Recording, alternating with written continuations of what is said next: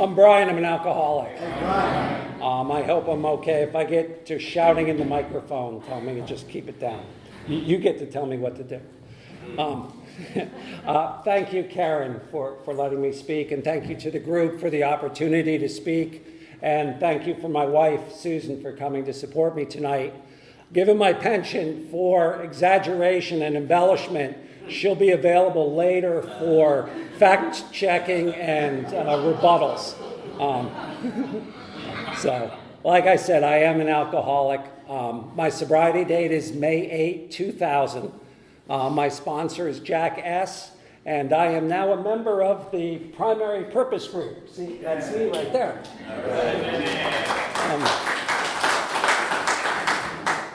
And what I do know, I got sober in Jack's Beach, Florida, and then 3 years ago moved to Tampa. When I was in Jack's Beach, I was in AA, completely in and very active.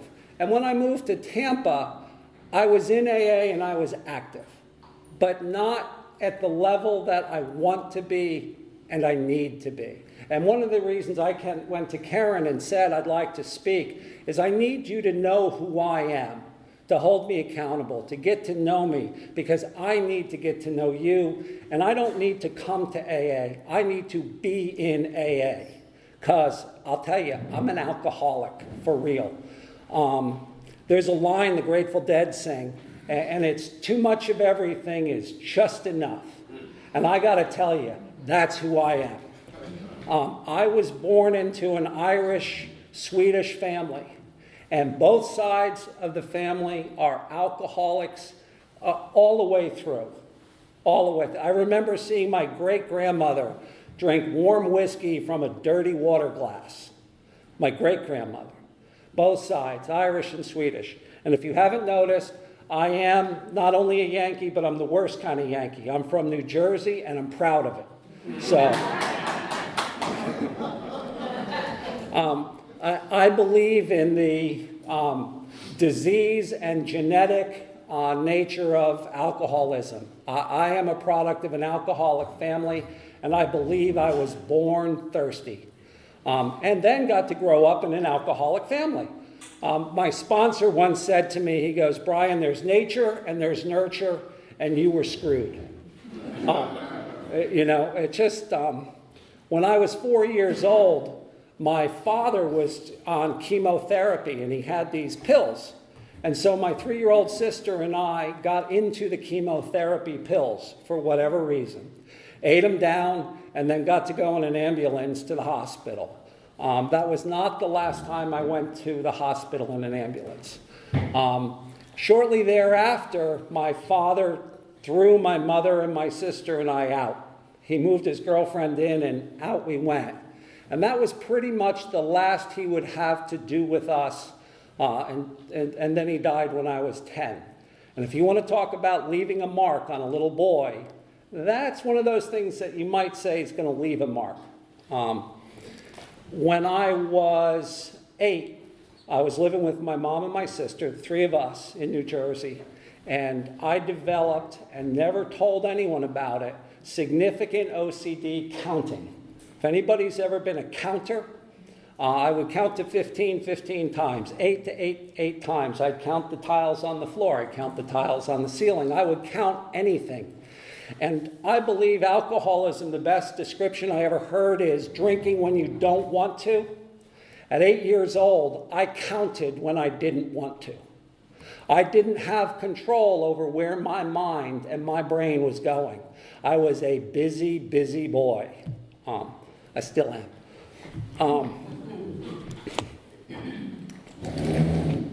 When I was 10, my mother remarried, and a stepfather came in, and they had a liquor cabinet kept up high, like that was going to keep it away from me. I was 10 years old. I climbed up on the counter. I got in the liquor cabinet, filled the glass up halfway with orange juice, and then took a little bit from all the different bottles. And at 10 years old, I started drinking. At 12 years old, due to the benefits of my biological father passing on, I got to go to a really good, it was an all-boys Catholic school run by Benedictine monks. It was a real party. So I'm 12 years old in this all-boys school, and they have this dance. And I go in there, and there's girls, and I'm just totally dysfunctional at 12 around girls. And somebody who was a little older said, "Hey, do you want to buy a bottle?"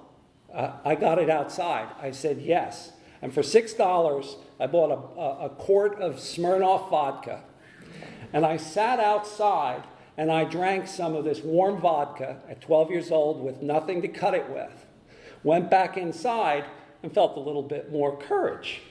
Before I knew it, I was talking to girls. Went back outside, drank more warm vodka, came inside. Now I'm dancing with girls.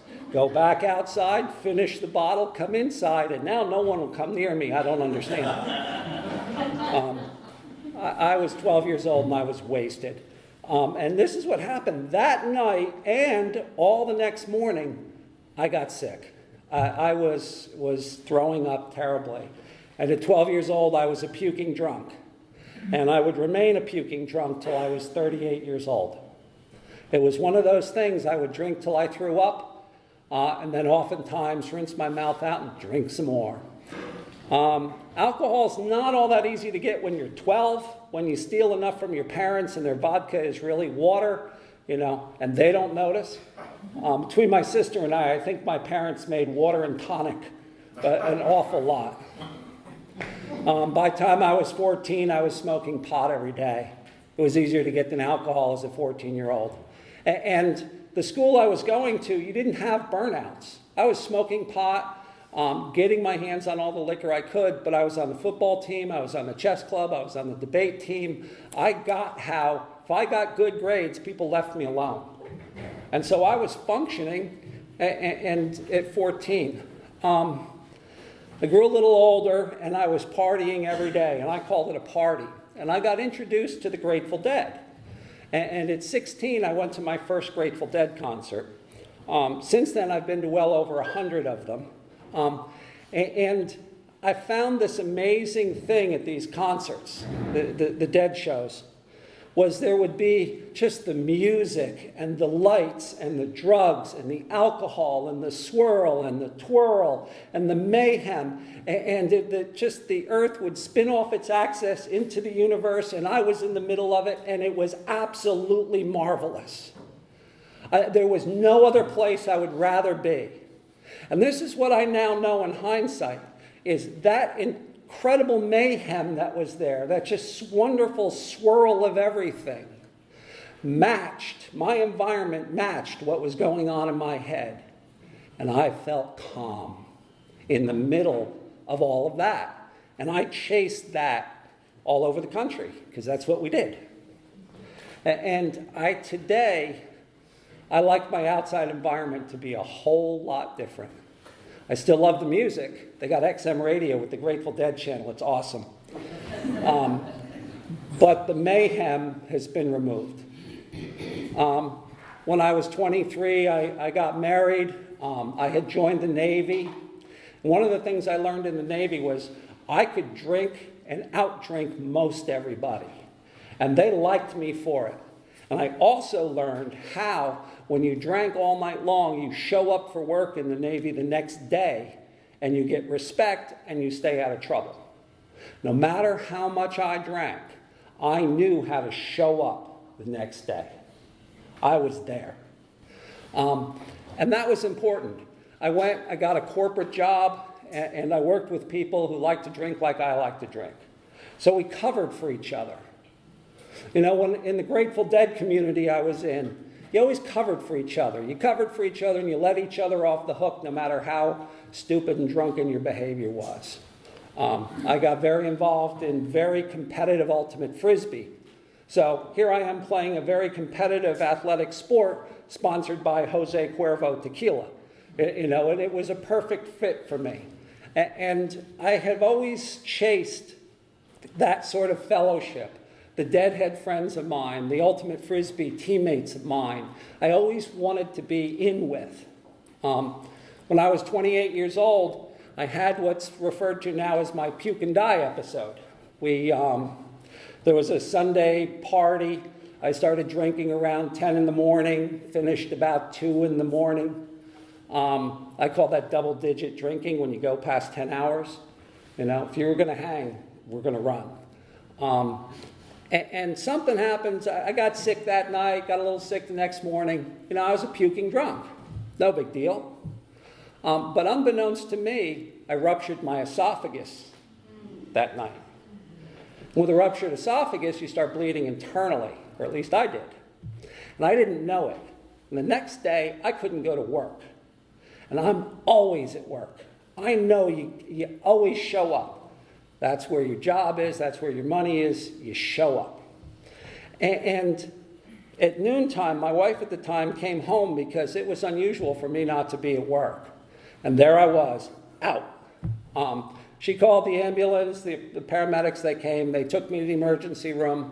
I lost half my blood. I was bleeding internally terribly. I flatlined in the emergency room. I made a big mess. I created a whole bunch of mayhem, and then I was in ICU for the next week.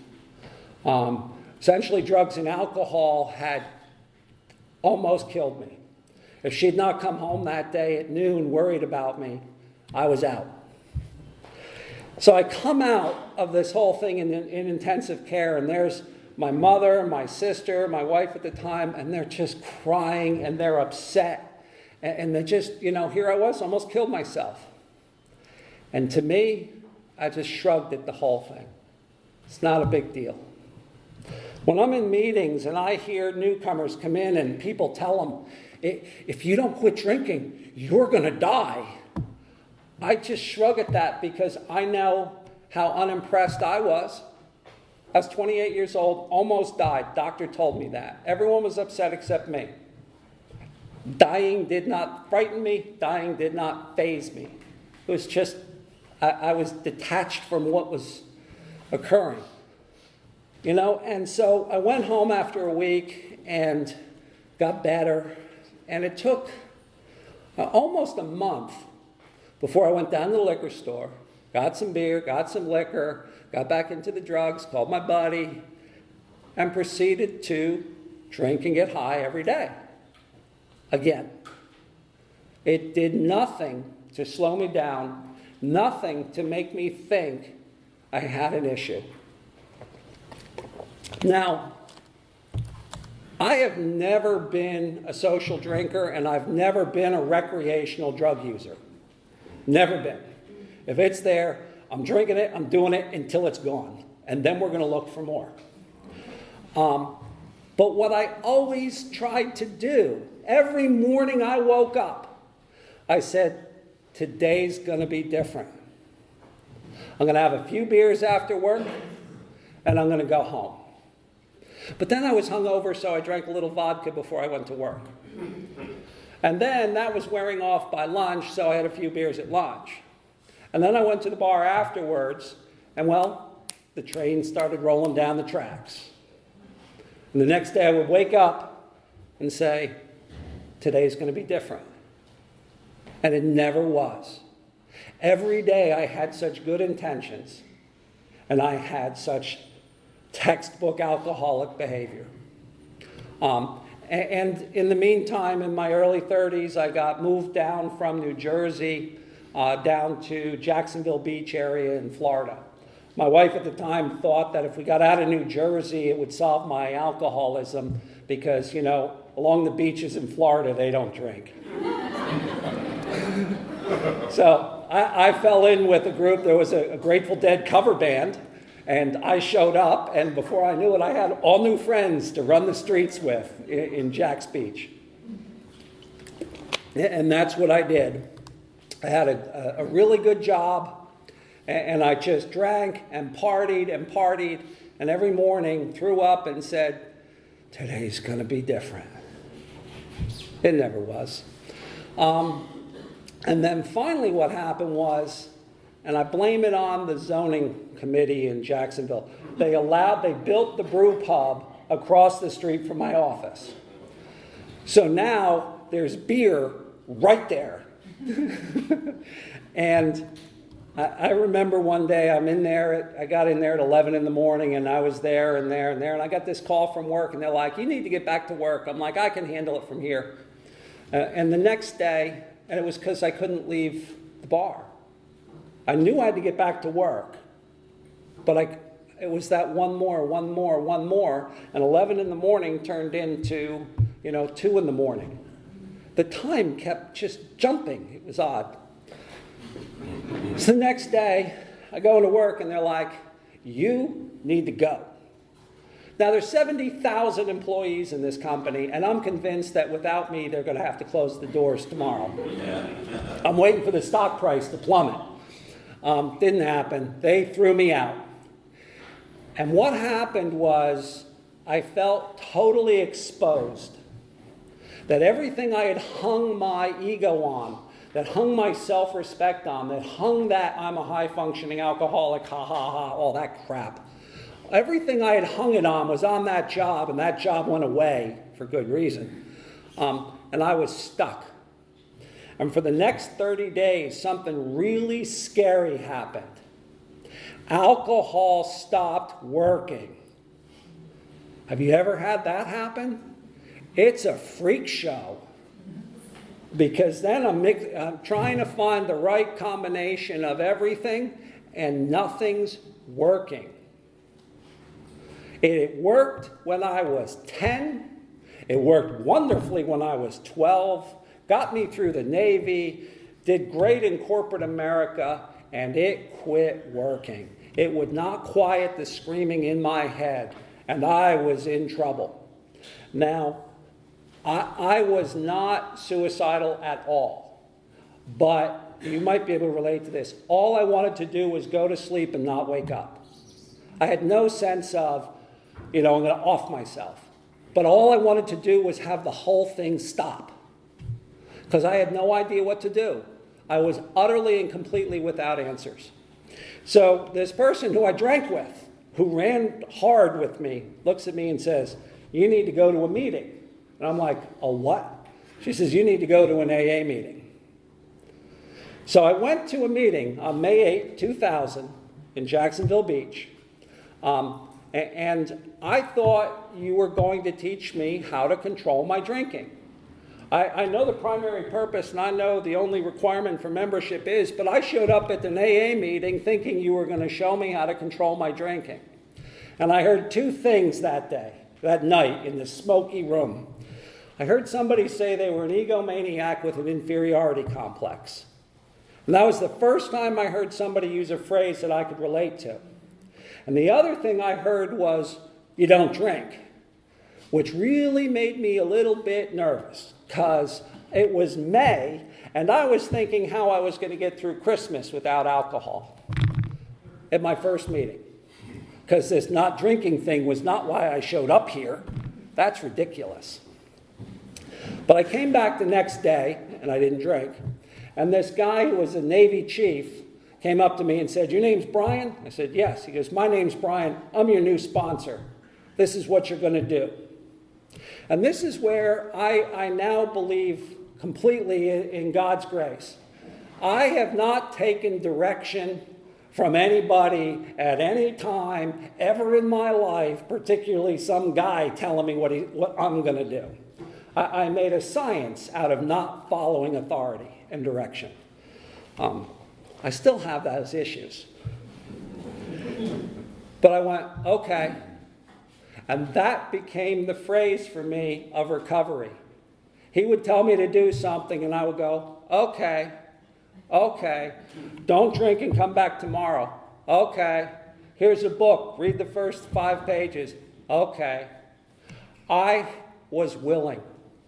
I will tell you now, what I learned was God's grace in my life has been the willingness that I have to participate in Alcoholics Anonymous, to do all the things we tell people to do, and to seek God, and seek God. That is God's grace in my life. It's been the willingness for me to go up to Karen and say, can I please speak? I have to be here. But I didn't get it at first. First time my sponsor told me, I want you to, in the morning, ask God to keep you sober, and at night, if you don't drink, say, thank you, God, for keeping me sober. And I said to him, I don't believe in God. And he said, I didn't ask you what you believe in. I told you what to do. And I went, okay. And I did. I remember the first time I went home, I was on like day 3, and I was going to pray. And no one was home. And I actually made the dog leave the room. Oh, God, I really did. You know, and I didn't know what I was doing. On day 5, I went to my sponsor. I said, there's this amazing thing that's going on in my life. He said, what's that? I said, I brushed my teeth and did not gag on my toothbrush. I said, I've been brushing my teeth, gagging on my toothbrush my whole life. He says, that's because you're not drinking anymore. I said, really? It's awesome. It was amazing. I was blown out. I went from being 35 days ago, I was a corporate executive. Now I'm jumping up and down going, I didn't gag on my toothbrush. This is the greatest thing in the world. He says, this is what I want you to do. You have 5 days of sobriety and a success story to tell. Everyone that comes to these meetings who has less time than you go tell them how good it is not to gag on your toothbrush. At 5 days, he had me carrying the message of hope and success in this program to people with less time than me. At 5 days, I was working the program. And I'm thinking, okay, this must be step 12. I'm about done with this now.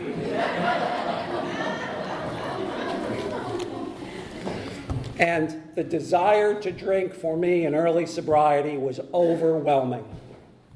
It was, I wanted to drink so bad, it was crazy.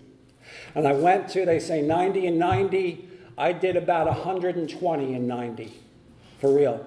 And I kept going to meetings, and I called people. And I knew that what kept me away from drinking a lot of times was I knew not to get in my car because I knew my car was going to the bar.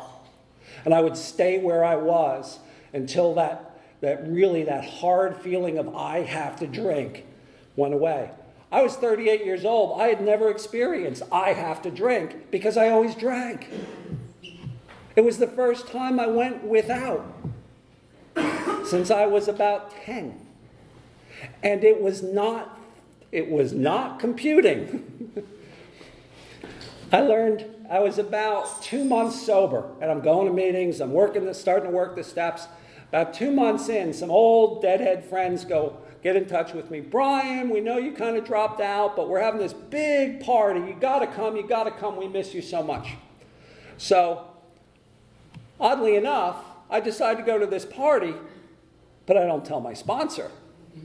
Because we got this now. So I go to this party, and they got the music going, and the band's there, and the people, and it's a big Grateful Dead party happening. Yeehaw! Absolutely. And I got my Diet Coke, and I'm clutching my Diet Coke, going, I'm not going to drink, but I'm going to have fun with my friends, damn it. And I was so out of sorts. And I'm sitting around, and there's some music playing, and all of a sudden the guy next to me goes, hey, here you go. And he goes to pass me the joint. I was like, uh-oh. I quit that too. Oh, shit. What do I do? And I froze. Nothing's ever gone from here to there without stopping here. And at 2 months sober, it wasn't making that long journey. It was going to have to stop for a rest in the middle. And I froze because it was not what I wanted to do. And it was right there. And the guy says to me, nudges me, and he goes, dude, just be cool and pass the joint. And I shook my head, and I got up. I wasn't cool anymore. I didn't belong there. I was no longer a part of this. Just be cool and pass it. Nope, I won't. I'm not, I'm done. And I got up, walked out, got to my car, drove home, and the next day called my sponsor and told him, he said, you need to get more involved in the wonderful fellowship of AA. And I never looked back. I never looked back at that point. We got into step work, and he took me to a lot of low-bottom detox city, Jacksonville City detox centers. We did a lot of work at the Salvation Army. We just spent a lot of time with low-bottom drunks, telling our stories, trying to help people, just doing the deal. And he kept me busy, busy, and busy. And I kept busy in AA. And I was in AA, going to meetings every day and loving it. Now, there was only two small problems with me being in love with AA. One was the woman that I was married with didn't really support this whole thing because I shut off the alcohol. And she wanted to keep drinking. This was becoming an issue. And my mother, you'd think if your alcoholic son went to AA, you'd be a little bit happy. Her phrase was, you're not like those people. You're not going to have anything to do with those people, are you? You know, those are the women in my life at the time. But here's the thing I now know. I did sobriety for me. I wasn't making anybody happy by getting sober other than me. It put stress on my marriage. It put stress on the relationship with my mother. She looked at me and says, I don't know how to be around you anymore. I'm thinking, I don't know how to be around anybody anymore. At 9 months sober, I go and I get a stomach virus. And I end up on the bathroom floor getting sick. It was the first time in 9 months, first time in sobriety, I was physically throwing up. Something I had done so regularly, it's embarrassing. And I was struck at how horrible it was to be throwing up. And I was immediately struck with the depth of my insanity from the disease of alcoholism. At 9 months sober, I was just waking up to how sick I had really been. The longer I stayed sober, the sicker I realized I was. And that was kind of humbling. And if somebody needed humbling, I was a good candidate. I came up on about a year sober. It's great. In the first year, they keep the chips coming. And I loved the chips. I was like, not drinking brought a parade. I was just thinking, this is great. Here comes another chip. It's like, Brian didn't drink today. Here comes the parade. Yay! And my sister asks me to be her little baby son's godfather. So I'm up in New Jersey with my sister, and I'm holding this little baby. Now, I have no children of my own. And so I'm a little awkward with this little baby. I'm only a year sober, so I'm still geeky and awkward. And I remember I was outside and it was slippery.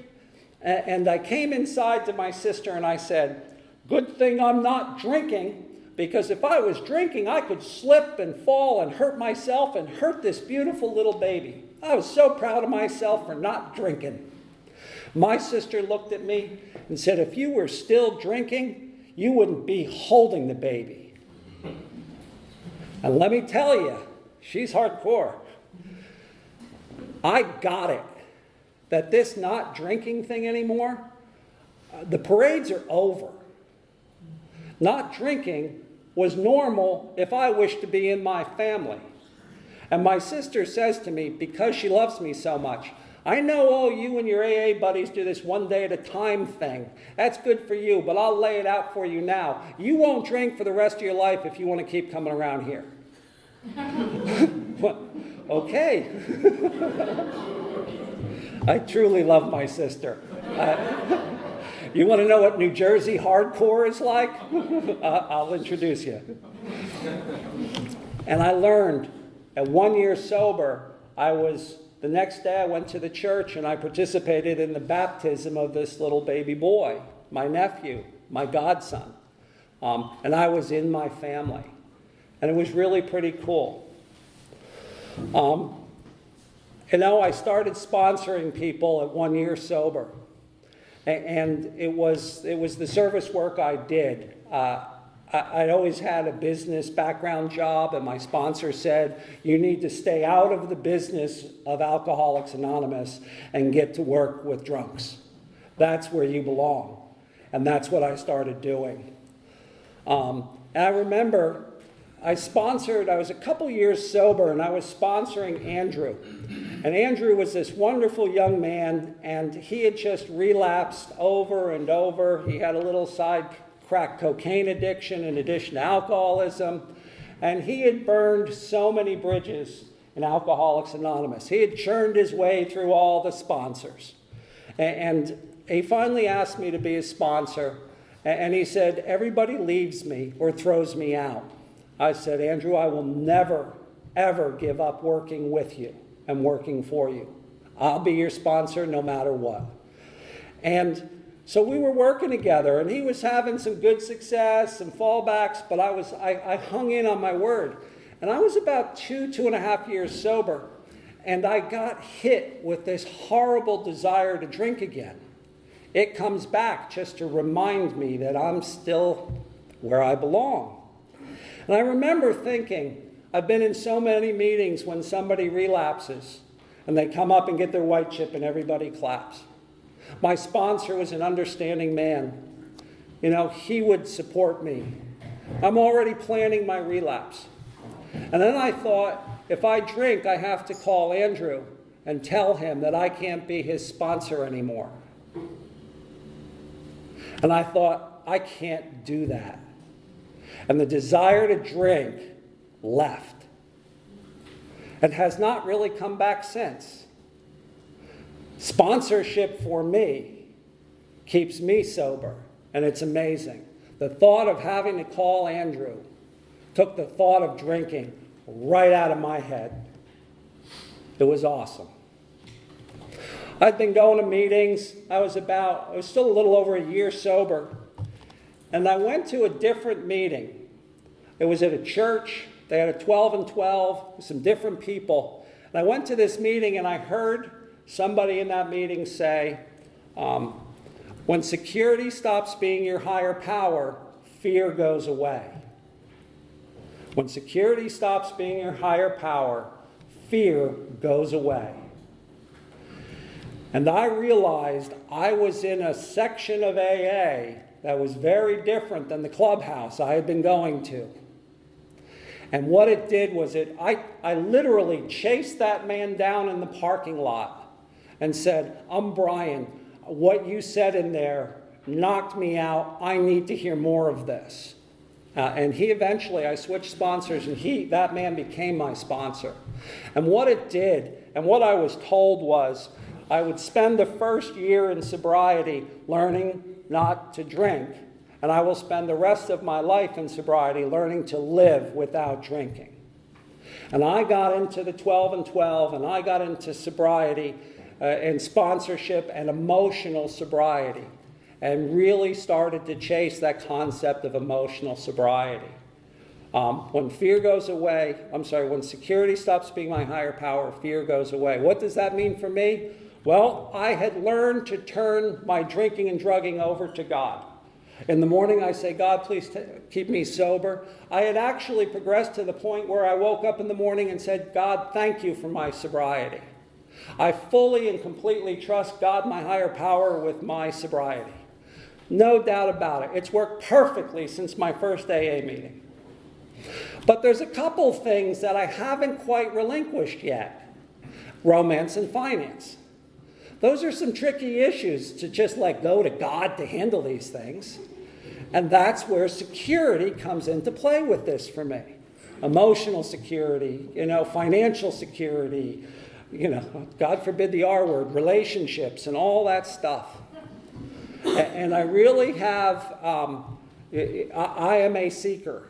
I have not found, understood, and got the whole concept of God wrapped up nice and tight and totally trust him every day, give everything over, la, la, la, la, la. I seek, I seek, I seek. And I keep taking back. And then I seek some more and give some stuff over, usually based on consequences. I have not done a whole lot in AA or came to AA because I think I'm such a good guy. I'd like to think I've done stuff because I think I'm smart. But what I've done is everything I do in AA and why I came to AA is consequence mitigation. That's it. Remove me from the pain.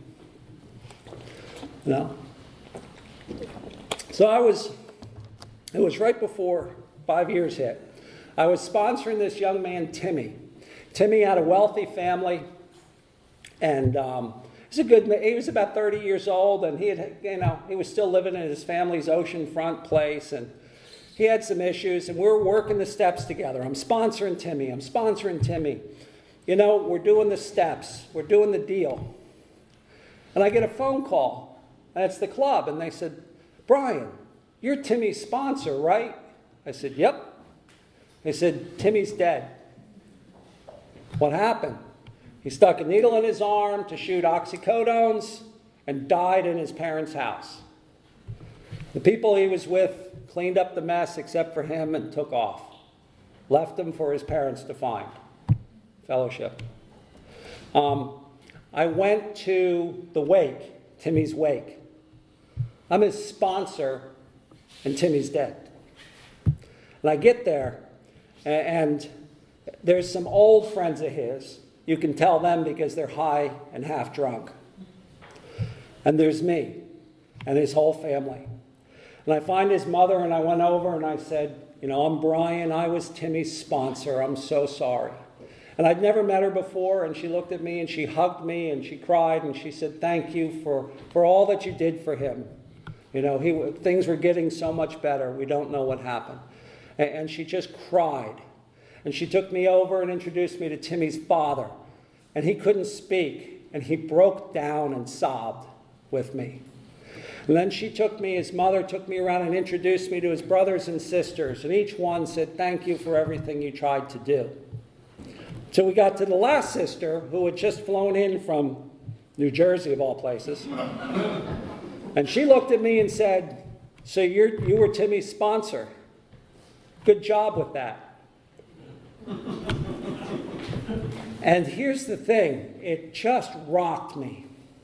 But she was the first person who actually said what I was thinking. I'm his sponsor. How does this happen? What did I do wrong? How could I have done this better? What should I have done differently? Timmy shouldn't die. I'm sponsoring him. This makes no sense to me. I don't get this. And when she looked at me and said, "Good job with that," she was the one who put voice to what was in my head. And I went back to my sponsor, and I'll tell you, it took 6 months for me to work this out. I get my mail by slow freight sometimes. If I think I'm responsible for Timmy's sobriety or the death of Timmy, that means I'm responsible for my own sobriety. And then who's my higher power? Me again. And that doesn't work for me in AA. I don't get people sober. I don't get people dead. I don't keep myself sober. I ask for God's grace and willingness to be in this program, to do these things, to stay sober, and to get better. The whole incident with Timmy shined a whole new light on me with what my relationship with God needed to be, and how once again, at a deeper level, I was not God, and I am not responsible for your sobriety or lack thereof, and I'm not the one keeping me sober. And it was a lesson that was very hard fought to get to, but with great sponsorship for me, I finally got there. Horse meat water, my job's over. After that, I went on to sponsor somebody whose marriage got better, had a baby, his life got great, and his mother cried and held my hand and said, "Thank you for bringing my son back to me. You've done miracles." And I was gracious, but at the same time I knew that I hadn't done the miracles. Thank you, God. Thank you, God. Thank you, God. So at 5 years sober, I'm living in a drunk house with a drunk wife as a sober man. Married 20 years. And it was over. And I got divorced from a woman who was drinking regularly in the house. I would leave meetings, sponsor guys, and come home to a drunken house. And I stayed single for a little while. And it was great. I was working out at the gym, going to meetings, sponsoring guys. It was so clean. My life was free of character defects. It was the greatest, most character-free defect time of my entire life. And then I decided to date. Oh my God. I was a hot mess. And this is what I learned.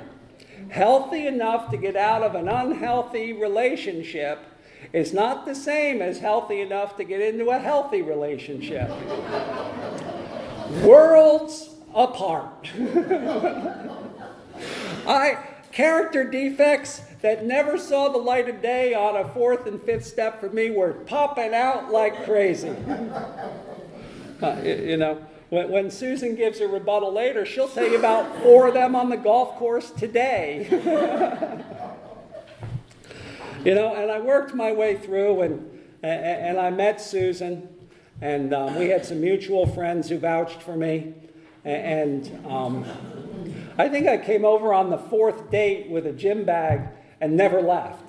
I just moved in. And we got married. And Susan has a son. At the time when I met her, he was in the Army. And she had no other children, and I had no children of my own. Never raised children. Was too busy drinking. Never had children. So her son, we're now married, her son gets married to a woman in the Army. And then they have a baby. And so they come to me and say, "You're the grandfather. What do you want your grandfather name to be?" So I said, "I don't know, Mac Daddy. How about that?" Mac Daddy. I like that. That'll be my grandfather name. Just so you know, my grandfather name is Papa. So I couldn't get him to say Mac Daddy. But nobody quite knew what was going to go on with me as the step-grandfather for this little girl. And what happened was her other grandfathers, one has since passed away and the other's, totally missing in action. What happened was that little girl came up to me and she raised her hands and she went, "Papa." And something happened. Oh my God. If I ever wondered, why did I get sober? Here's the answer. Papa. So I worked it out. Susan would take them to daycare. I would pick them up. Because when you leave them, they cry. When you pick them up, their little legs run across the playground and they shriek, "Papa, Papa." I'm like, I'll get them. I'll get the girls. So they went and I just totally fell in love with little Alyssa.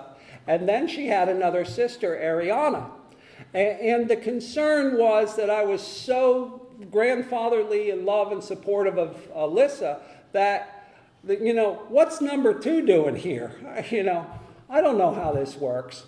And what I learned with God's grace is I didn't have to share my love for Alyssa with Ariana. My love just doubled. I didn't know that that's what happens. If you've got children, you probably know this. To me, I'm 50 years old going, wow, what a concept. Being sober is pretty cool. The reason I'm here in Southern Pines is because he's in Fort Bragg, and the grandchildren live here. He was deployed, she was deployed, and the two little grandchildren came to live with us at 1 and 3 years old for almost 8 months.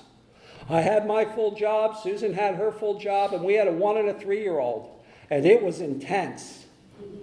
I mean, and never was our partnership stronger with Susan and I than when we were working together for something bigger than ourselves.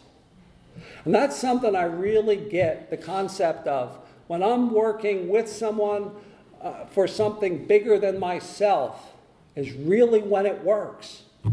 When I find that calm, when I find that peace. When those little girls look at me and go, Papa, you want to know how smitten I am with them? They come over to the house, and the New York Football Giants are on the TV. And I'm watching the Giants on Sunday afternoon. And they come in and jump up on the sofa, and Alyssa goes, Papa, can we watch Little Einsteins? And I go, sure. And we sit there, and the football game's gone, and we watch Little Einsteins. You know, if I ever wonder why me, why did I get sober? I am striving for partnership in my marriage. I'm striving to be the best grandfather I can be. You know, I'm a husband, I'm a grandfather, I'm a son, I'm a godfather, I'm an uncle, I'm a brother, I'm all of these things. And I'll tell you, I am on the field playing this game with all of my heart and all of my joy to the best of my ability, and foibles and character defects, and I get it. I'm far from perfect with it. But sober in Alcoholics Anonymous, I am in the field of life with my family, loving life, giving, supporting, losing my mind. All of those things. I'm on the field of life playing as hard as I can. And the only reason I'm in this game is because of Alcoholics Anonymous and God's grace. I love this program. Thank you.